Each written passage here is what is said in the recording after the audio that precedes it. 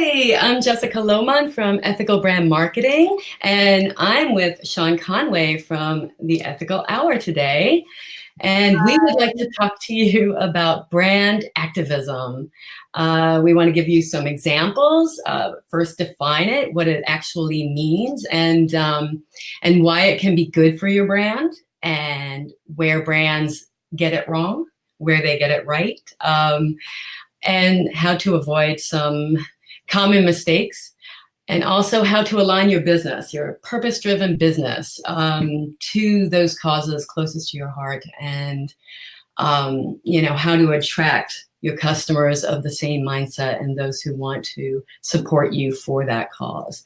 So yeah, I'm Jessica Lohman from Ethical Brand Marketing, like I said, the founder, and I help clients, sustainable businesses. I help them with their marketing strategy, how to create them, how to implement them. And Sean, why don't you introduce yourself? I'm sure many people know you already, but just in case. Yeah, thanks, Jess. So I'm also an ethical marketing strategist, which is how I've come to know Jess. I run Ethical Hour, which is an online network for people who want to live and work more ethically. We have a membership community, which Jess is a part of, where members get marketing support and training and connection to other members in our community every single month. And I work with purpose-driven brands to help them devise strategies to really make more income and impact in their business and reach their ideal customers.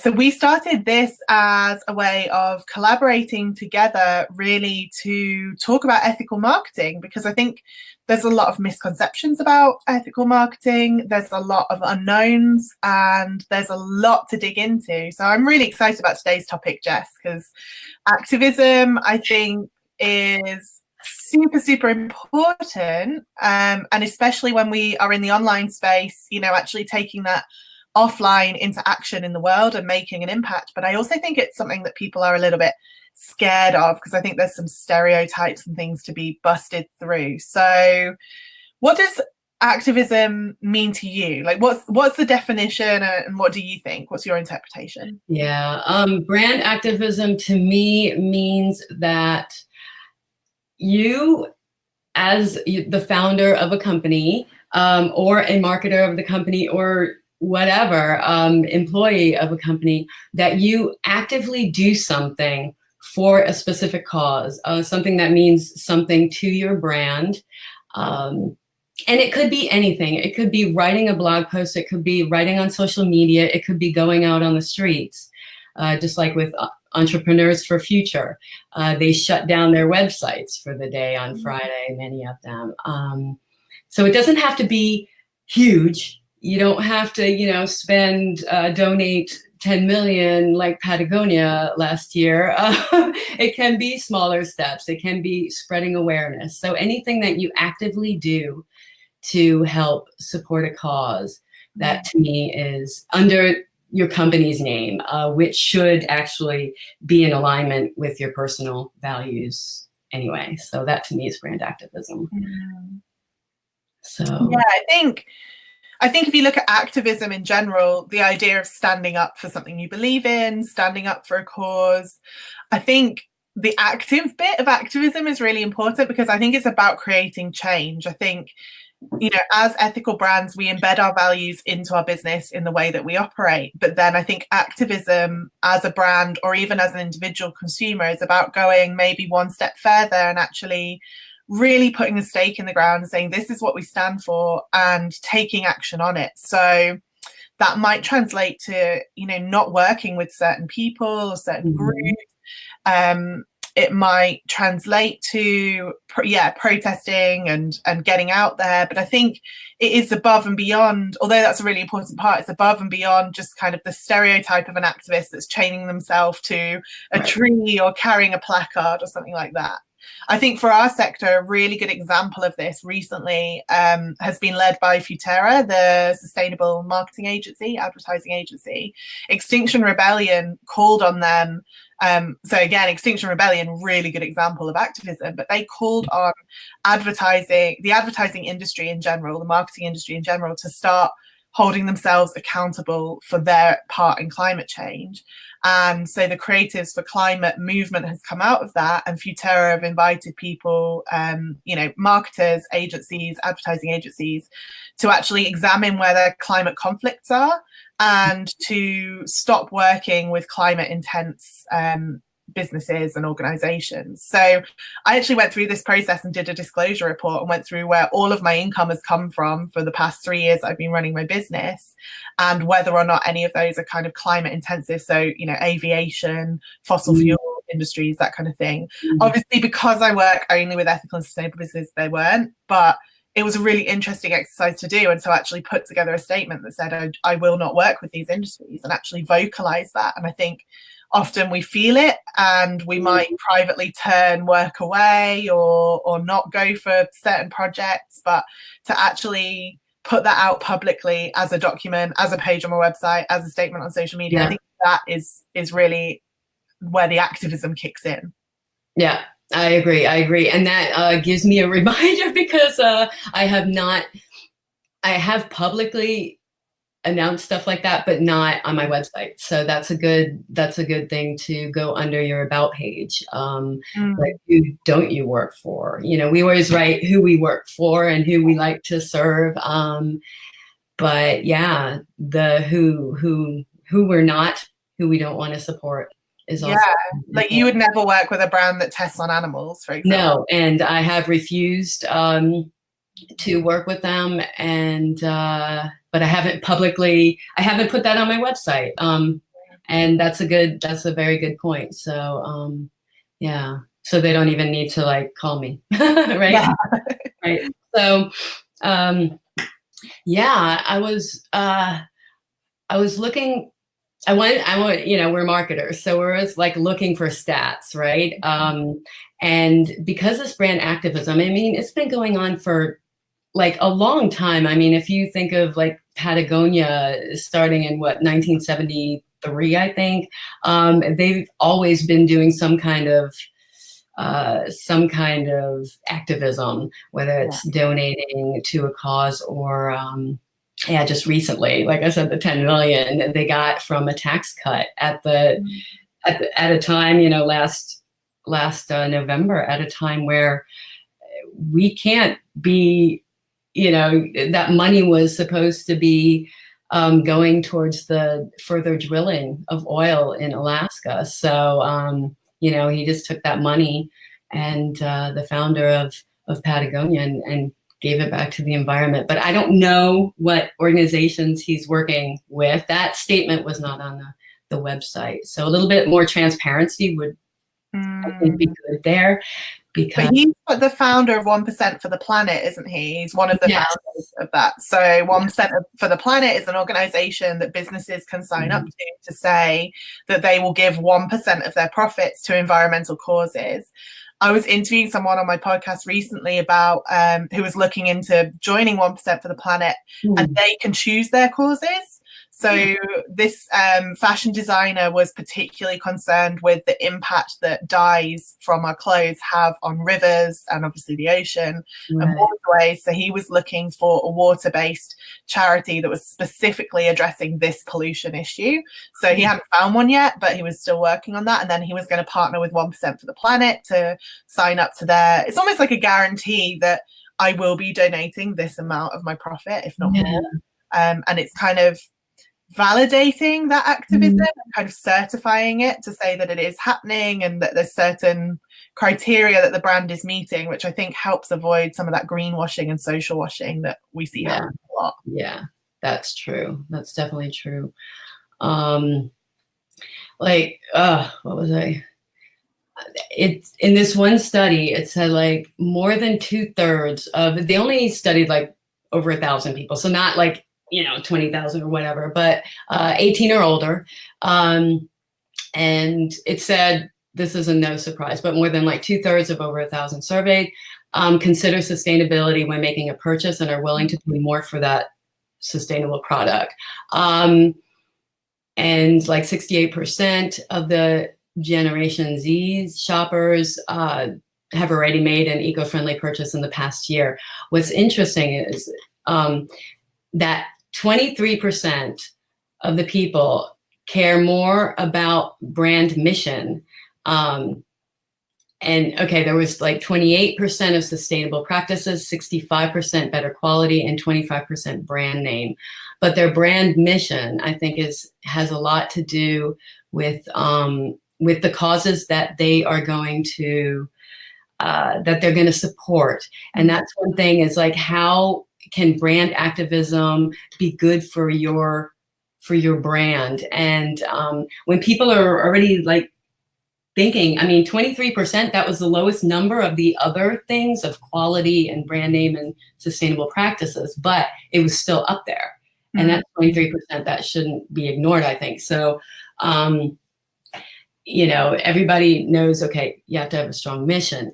And if you follow through with that in your active part of giving back, or, you know, physically going out there and planting trees, or, you know, fighting for the cause that you and your customers want to support, you know, this just connects you to your ideal customer, I think, because that was one thing that, you know, that I think that's the main thing. Because if you talk, you know, if you support a cause and it fits your brand personality, you're going to attract those who are obviously going to want to support you. And it makes them feel like they're also trying to create that world that you're trying to create. I think that's it. I think there's an interesting split between mission, giving back, and sustainable practices. Almost like that's the new foundation that has to be in place. Just as now, you can't really run a business, well, most businesses, without some form of online presence, right? Or, you know, some form of system for your monitoring your accounts, whether that's a spreadsheet or a ledger or some accounting software. Like, those are the fundamental things you need to be in business. And I think of business now, the mission, the social purpose, the sustainability is going to become the new foundation. Like, all the stats show that people are starting to expect that from companies. All the big companies are recognizing that. Like, big investment firms have said that they won't be investing in companies that don't have that in place. You know, people like Unilever are starting to phase out their non-sustainable brands because they've had such growth in the sustainable part of their portfolio. They're now phasing out the non-sustainable. So that's like the new norm. But then I think activism goes above and beyond that. So, I mean, they're a stereotypical example of brand activism, but Lush, I think, really epitomizes what an activist brand is. All of their marketing is aligned to causes, and that really affects their decision on what products they bring out, how they market themselves, how they lay out their shops, what they encourage their staff to do, and all sorts. So, and they push the boundaries. Like, they invited staff to come in naked in protest, and they've shut down for a day to go out on climate strike. They did a really beautiful campaign about orangutans, I think last year or the year before, where they calculated the remaining number of Sumatran orangutans in the wild. They made that number of orangutan soaps as a limited edition, obviously palm oil free and all the rest of it, to really highlight palm oil and the destruction of the orangutan habitat. And then they put them for sale as a limited edition, just said, when they're gone, they're gone. We're not making any more, because that's what's happening for the orangutans. And then all the proceeds from those soaps went to Orangutan SOS, who are working in Sumatra to protect the orangutans. I think that's a really good example of brand activism and how it can really work, because it creates demand. Like, it's the scarcity factor that we often speak out against, but actually being used in a really ethical way to make a point about a cause. Yeah, and it's so brand on, because their major thing is animal cruelty. So and protection, and because they can make stuff without without palm oil. That's just, you know, it's brand on. And that's one thing that some brands really miss the mark with, because they're either, you know, whatever product-based or service-based brand they are, if it's not within their core values, the cause that they're, you know, being active to fight against, or to fight for, it can come across as inauthentic, and it just doesn't match. I'm trying to think of an example. I know there was one where Pepsi, when was this? Like didn't they have one of the Kardashians? Jenner? Yeah. She was doing a photo shoot, and they were like a protest scene, and she gave the protesting policeman, a Pepsi, and then they started to have a party, and it was like, it was a Black Lives Matter rally, wasn't it? So it was a Black Lives Matter rally, and it was an image used in their advertising, and I think they did a video of it where there was kind of the protesters from the Black Lives Matter movement kind of facing off against the police, and she went across the divide and solved it all with a Pepsi. And it's like, that's just not going to work, because it's inauthentic. It's not respectful of the movement and what the movement is all about. She's not the right spokesperson for that movement necessarily. You know, that could have been handled in a much, much better, more sensitive way. But I think the sensitivity is a really important point. Yeah, that's a tough one. And one thing, like Nike got that right, I believe, because they've always, their mission is to basically motivate everybody to move. What is it? Bring inspiration and innovation to every athlete in the world. If you have a body, you're an athlete. And I think that's just, that's inclusion. Everybody has an athlete, no matter, if you don't have all your limbs. And so when they featured Colin Kaepernick, that was the NFL American football quarterback, probably one of the best NFL has ever seen. And he was the one who kneed during the American national anthem in protest to fight for Black Lives Matter. And so he was kicked out. He wasn't signed again. His contract was over, and nobody signed him back. And then Nike put him in a commercial don't ask if you're crazy. Wait, don't. I'll have to send the link.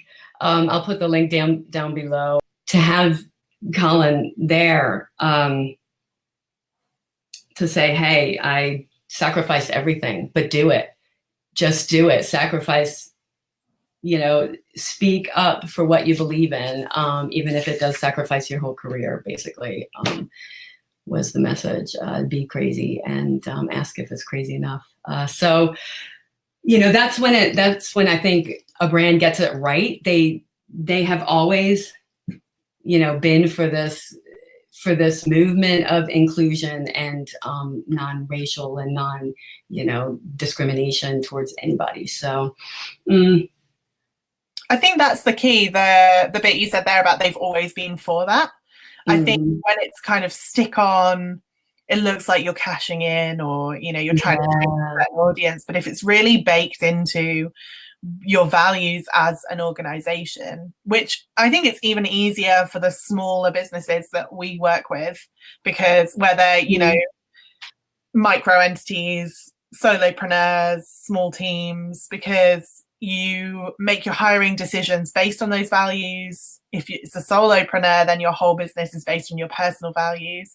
I think the challenge is, as you scale up, how you make that work. And I think that's where we see it go wrong, when it's, big brands like Pepsi working with PR agencies to design campaigns, and actually that's not baked into the values. And I think it's a case of underestimating actually the strength of those values and how that runs through the communities that you're talking about or talking to. I think with going back to the Black Lives Matter issue with Pepsi, is that they were talking about that community, they weren't talking to that community. Right. Yeah, that's a good point.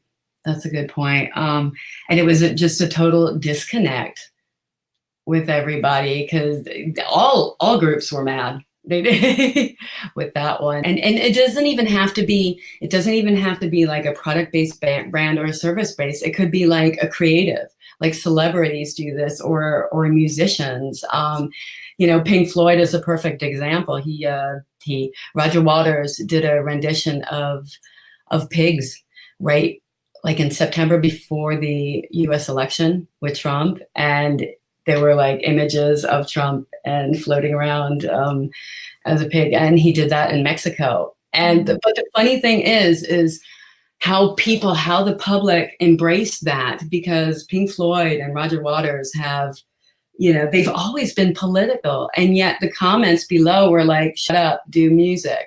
Don't start talking politics. And, I'm thinking they've been political since the get-go, from the very beginning. They've always been political in his writing. And so I think if it touches a person, even if it's on brand, even if it's an artist's brand, if it touches the opposite person the wrong way, and they may have, liked their music or whatever, but haven't really, tuned in, I think that's interesting. That's when the Nike sneakers get burned. That's when the comments fly on Facebook. And, but I think the awareness is rising as well.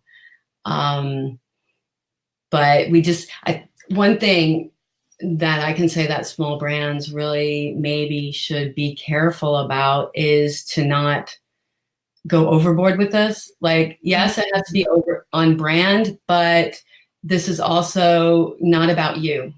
It's about the person or the cause.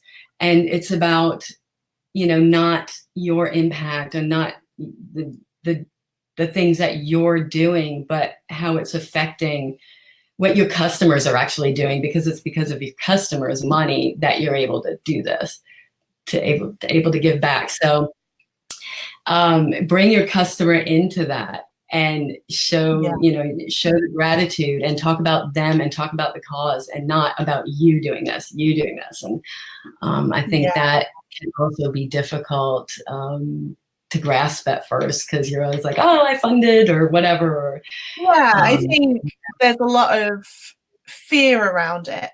We keep breaking up a little bit, so I'm hoping that we're still going out live and everything. I think it's saying that the signals were not great, so hopefully everyone can still hear it. This is all good stuff. But so I think I agree with that completely, that it's not about you, it's about the cause, it's about the community, and this is a way of building community. But I think that's where people get scared, and I think people are worried about being political, small p politics.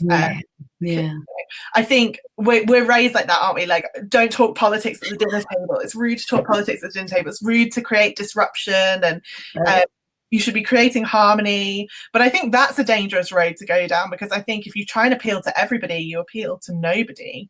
And I think we're coming out of an age now. I think for the last 10, maybe 20 years, everything is kind of samey, and brands are competing on price. So you could go, take a really basic example. You could go to the supermarket right now and go down a whole aisle of cleaning products that will, and there might be 10 different oven cleaners that will all do the same job, and they all look similar and they all have similar messaging on. You're going to make your decision either based on, that's the brand I always buy, so I'm going to buy it because they've got me in their tribe, but it's not, it's not based on anything other than just habit. Right. Or I'm going to buy that one because it's on offer, or it's the cheapest one I'm going to go for.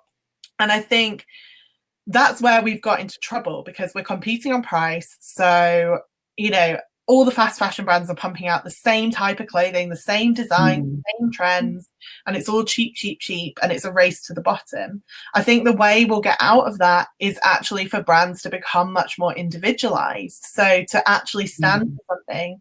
And I think people are craving that sense of belonging, that actually, I don't just buy that because it's what I've always bought.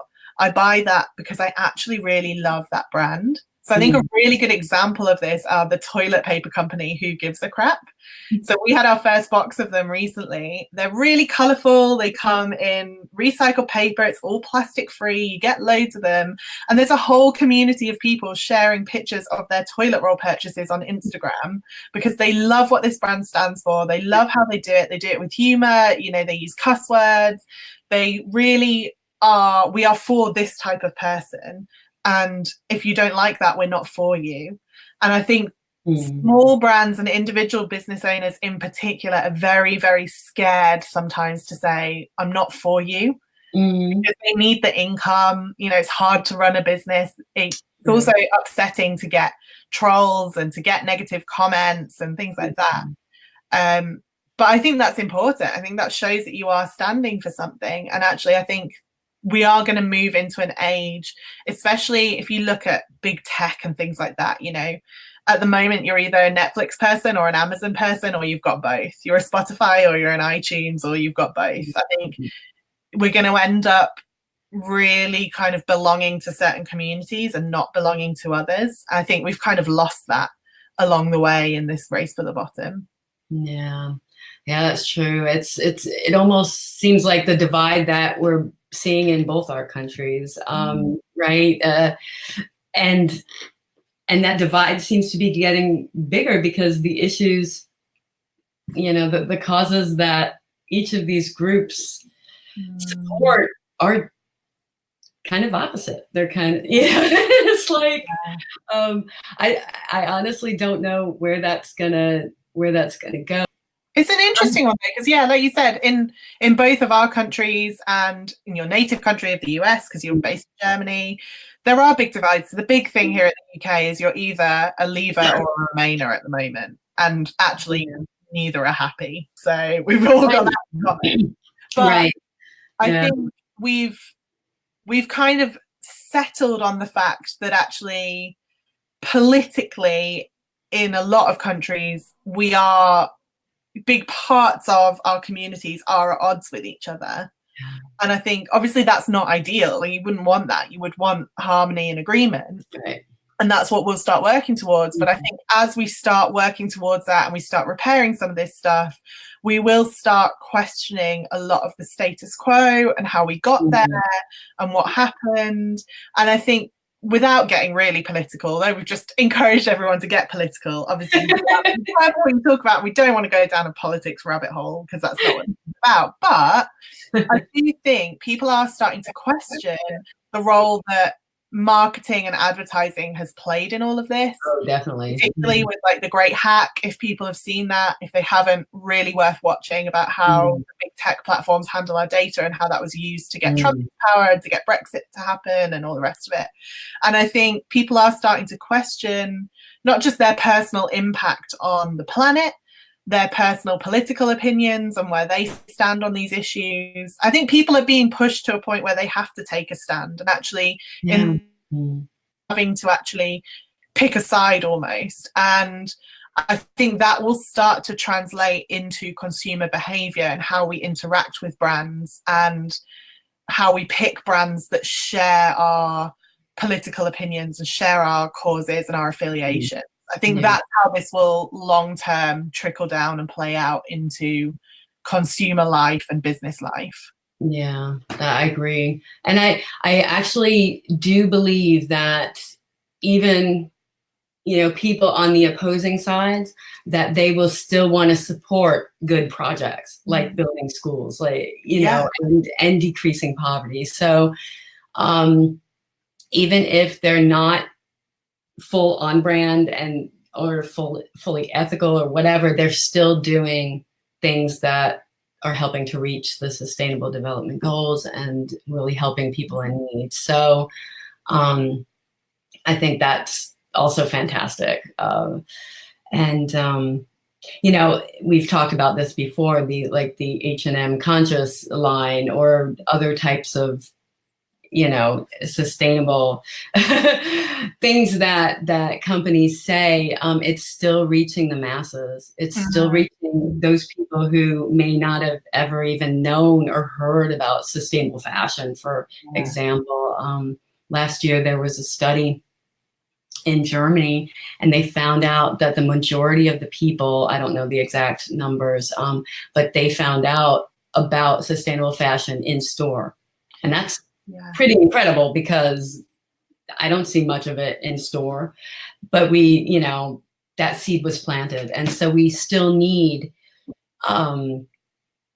the big brands to help spread the word, even though it's not the exact words that we that we might share ourselves. It's still planting the seed of being more sustainable and making more conscious decisions, because our goal as marketers too is not to help the company sell.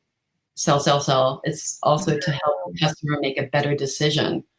So this is such an interesting area for me, because as marketers, I know us personally have questioned whether or not we should be working with product-based brands and whether we should be helping them sell. And this came up yesterday in the Ethical Hour community when we talked about influencer marketing and working with ethical influencers to ethically promote your ethical products. And one thing that came up that is constantly coming up, some of our community members were saying, I've done stuff with influencers in the past and it hasn't translated to sales, and it's frustrating for me because it doesn't translate to sales. So a little bit of that is around understanding how a sales funnel works, and that, working with an influencer is at the very top of building that awareness and introducing you to the audience. It's not necessarily going to instantly result in clicks and sales. But we were comparing it to, I don't know if you've come across her, she might just be UK. There's an influencer called Mrs. Hinch, who is a household and cleaning influencer, right? So she basically has 2.7 or 6 million followers on Instagram. And what she shares is video. She's not a professional cleaner, she's a hairdresser, but she cleans her house really well. And she shares little tips and hacks and ways of cleaning and making it enjoyable. And she has anxiety, so she links it into mental health. And she's just become wildly popular. She's got a book, she's on the television, her career as an influencer has really taken off. And I think this is a really interesting phenomenon, because whenever she posts anything, she gets a lot of things from eBay. She's very kind of bargain friendly. She's not in the ethical sustainable space at all. She's just promoting, go to the pound shop and get this cleaner for £1 and look at how amazing it is on your oven or whatever. Keep going back to oven cleaners. I think it's because I know that I need to clean my oven, which is a nice job. But she will post something on her Instagram and instantly the website will crash, they will sell out. I've got a friend who works for a brand that used her as an influencer. They paid quite a lot of money to have her recommend their product on Instagram. They sold out, and they were sold out for weeks. Wow. So why does that happen in that space and doesn't happen in the ethical space? So I can totally see why small business owners working with influencers would feel that frustration, and why that would create a bit of a resentment around that influencer, maybe you led me on what your engagement's like, what your audience is like, that kind of thing, because there's a lot of mystery around it. But I think actually it's because in our space, our consumers are the ethical and sustainable minded people who think before they buy. They're not just going to see somebody post a product and go and click and buy it because that person told them to. Exactly. It's about planting those seeds. It's about buying what you need. And I think that's where influencing, activism, this education work needs to go hand in hand with selling these products and services. Because it is, like you said, encouraging people to only buy what they need, to find other ways to be sustainable, and then being there as an option for them when they do need your product, which can be really hard to match that up to a consistent revenue and to surviving as a business and all the rest of it. That's where you need the scale and you need more people in your audience, and that's where your marketing strategy comes in. But I think the biggest difference with sustainable marketing is that it does that education piece, and actually non-sustainable marketing is more about ignoring that and just saying, buy it, you don't need it, but buy it because look, it's amazing and it does this, and who cares about the planet? So I think that's the big difference, and I can totally see why that's frustrating for brands and influencers and activists in this space. But I think finding that balance between all of those pieces. Yeah, I wasn't on that call yesterday, and so I'll have to watch the replay. But That's one thing. They also have to build a relationship, a long-term relationship with their clients, the influencers. Otherwise, a one-time post, that's not going to do anything. It's going to put their money down the drain. So, the conscious consumer needs what the normal consumer needs, like 7 points of contact. But we probably need like 10 to 15. I don't know. We need to research. We need to read about the brand. We need to trust the brand, like really trust the brand before we're going to buy. And it's not an easy decision. It's a time consuming decision. So, and it's very emotional, because I don't know about you, but when I do buy new things, I do feel guilty. But especially if it's some sort of plastic thing, even if I've gone through all the research, I know that it's the most sustainable option, I know that I need it and I'm going to use it, and I've really done my research, I still feel guilty when I shop now. So I think you do have to have that close relationship with your customers and with influencers and marketers and people that are helping you do this. But ultimately, it's about that really close relationship with your customer, that actually you are the person that sells them that product and solves the problem that product solves, but you're also the person that holds that space for them and understands the guilt that they will be feeling. Forbes published a study recently that 77% of people want to learn about sustainability. So I think if you're thinking about activism and you want to dip your toe in that water as an ethical brand, then the education piece is a really good place to start, because it's less charged, it's less divisive than actually really standing for a cause. But just sharing educational information is going to start bringing you closer to that community of customers. Definitely. It's just going to help you align with your life's purpose as well. Because some people still struggle with that. Some brands still struggle with that, with their purpose. And sometimes, you have to step back and look at your brand identity and look at and see who you do stand for, or what you do stand for. And I think one problem also is that we want to help save everything. We want to help save the world, and it's hard for us to just choose one. Like we always talk about niching down to one customer, and the same thing is with brand activism, niching down to one cause. Now that cause may have branches. Like I say, save the animals, but I can't save the animals if I don't save the environment, if I don't plant trees. So it's also, plants and animals, and life underwater and life on land, and climate action has to go with that too. So, that's to be able, for us, I think, because we really want to save so many people and life on Earth, that it can also be a bit overwhelming on how to also give back. How do we choose that? And I think one good way, you have to look in your heart. That's one thing I like. Okay, where at what commercials make me cry? What documentations make me cry? What brings the emotions out? And what do I want to change? What kind of world do I want to live in? And how can I be of most service? How can I help the most?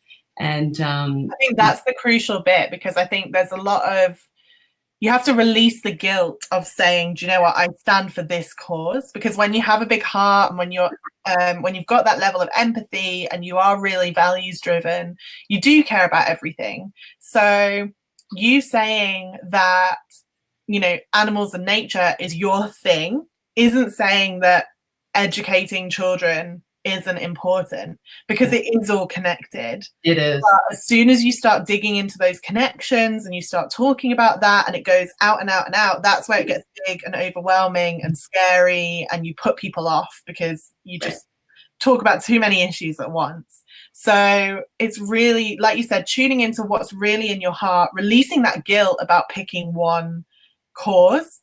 And the best way, I think, to do that is that question of, where can I be of most service? What skills do I have? What abilities do I have? What connections?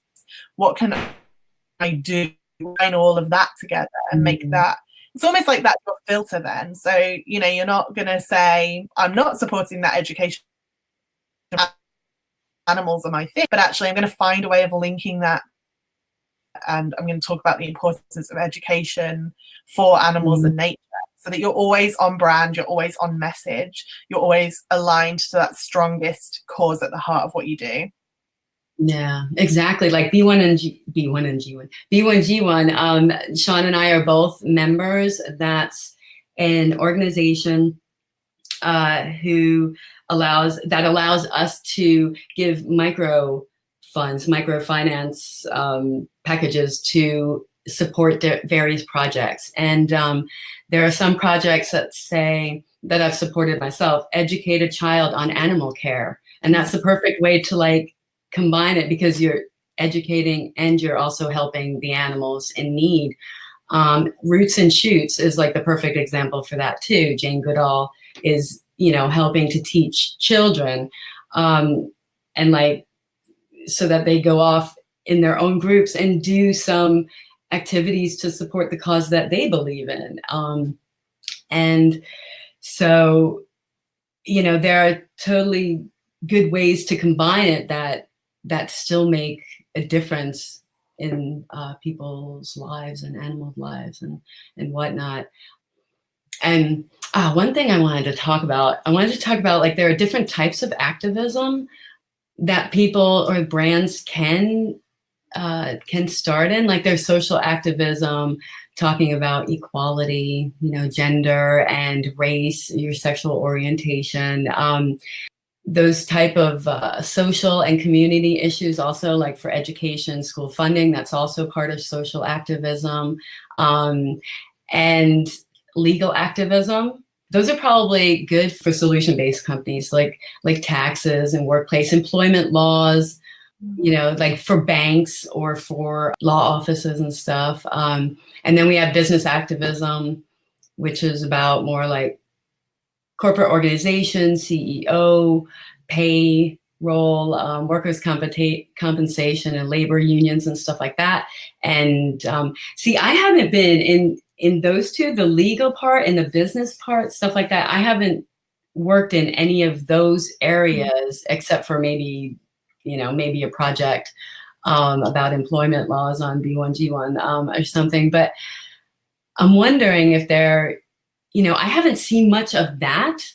Have you? There's things like the fair tax mark, where it might just be a UK program, but it basically came out of a lot of activism comes out of scandals and comes out of, you know, issues that make the press. But when it was revealed that, you know, companies like Amazon and Starbucks and people like that were not paying their taxes, and Facebook, I think, as well, you know, and not paying the taxes that they should pay, the fair tax mark was set up as basically a certification. So as any size business, you can apply for the fair tax mark if you are paying your fair share of taxes. You can get the certification and you can say, I'm proud to pay my fair share of taxes, because do you know what? My taxes go to, obviously in this country we have free healthcare, so it goes to the NHS, it goes to schools, it goes to, you know, society, and that's really important. And as a business, I'm proud that I'm profitable enough to make taxes, to make enough to be taxed on.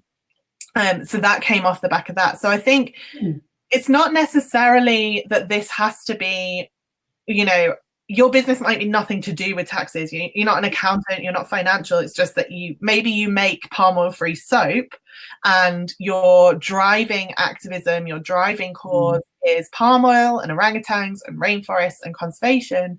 But as part of operating ethically, you pay your taxes, so you can go for the fair tax mark. I think when it becomes problematic is highly charged issues, you know, some of the ones you mentioned there around kind of race and gender and, you know, body positivity and some of those big movements. I think there are brands being very successful in those spaces, using activism to really affect change in those spaces. But I think it's when you try and shoehorn your way in without, I think you have to have a really good understanding of the issues and the problems, and you have to be a really good ally for the communities that are doing the on the ground work. So I think none of this stuff can be surface level.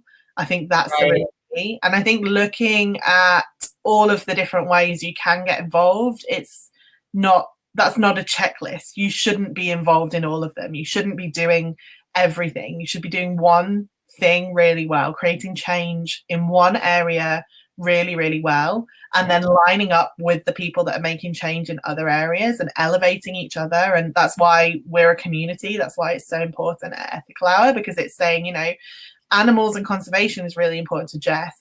Education is really important to that person. That person's working really hard on tackling e-waste. That person's working on plastic.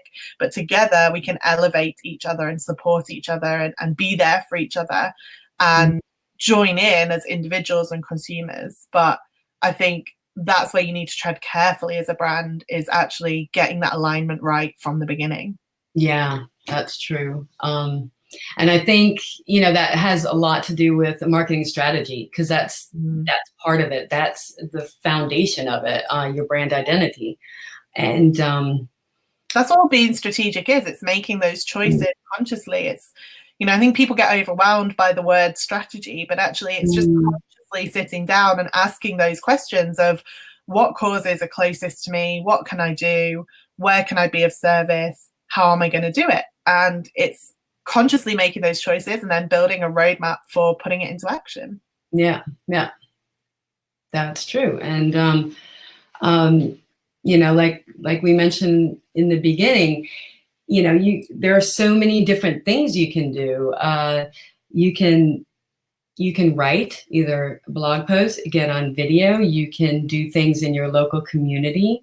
You can collaborate with others and make some kind of event, but it doesn't have to be big. It doesn't, you know, spreading awareness and finding those people who also want to support that cause. I think that's very important, collaboration and connection.